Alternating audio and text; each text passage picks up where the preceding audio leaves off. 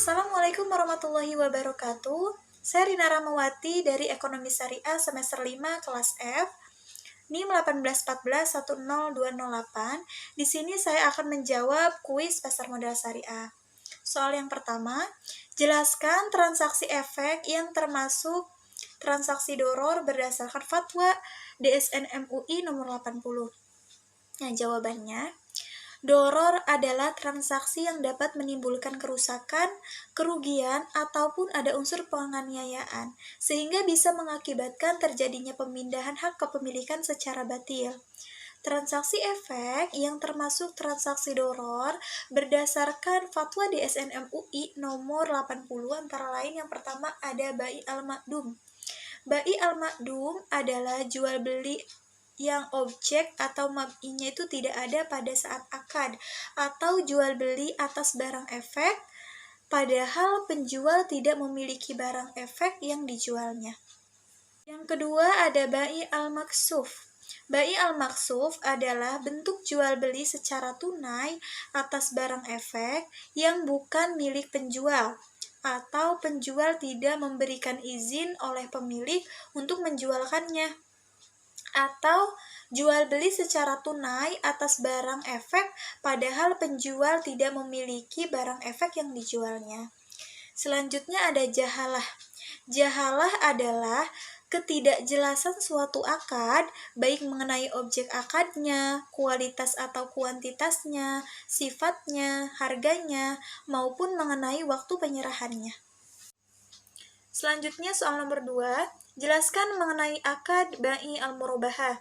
Jawabannya, akad bai al-murabahah dalam ilmu fikih merupakan jual beli dalam Islam yang diartikan sebagai suatu akad yang dibuat atas dasar kata sepakat antara dua pihak untuk melakukan tukar-menukar suatu benda dengan benda lain sebagai imbalan dengan memindahkan hak milik atas masing-masing benda itu dari pihak yang satu kepada pihak yang lain. Nah, bai al-murabahah ini transaksi penjualan barang dengan menyatakan harga perolehan dan keuntungan atau marginnya itu disepakati antara penjual dan pembeli. Penjual secara jelas memberitahu kepada pembeli berapa harga pokok dan berapa keuntungan yang akan diinginkan. Para ahli hukum Islam menetapkan syarat mengenai bai al-murabahah.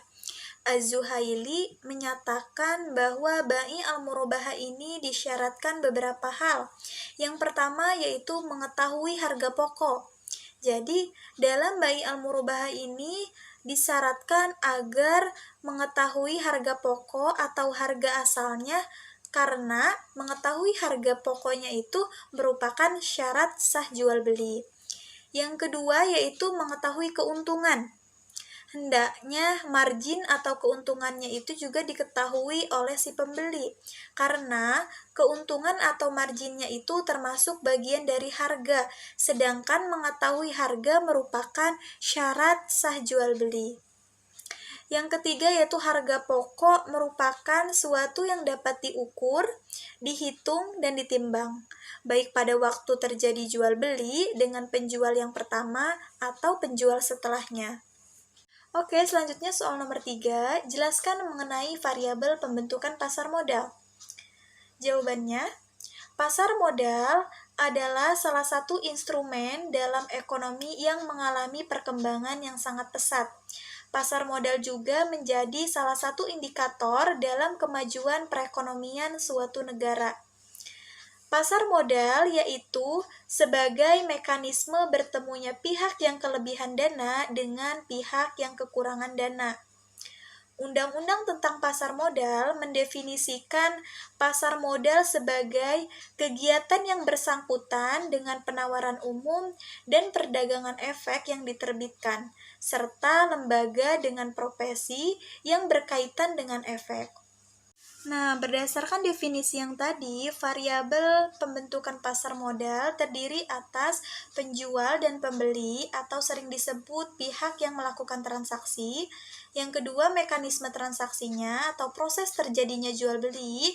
Selanjutnya ada objek transaksi, efek atau sekuritas, dan alat transaksi. Di sini uang sebagai alat tukar atau media perantara transaksi jual beli. Selain itu, ada pihak yang terlibat dalam transaksi di pasar modal, mulai dari penerbitan efek sampai dengan terjadinya transaksi efek di antara perantara pembeli atau perantara penjual.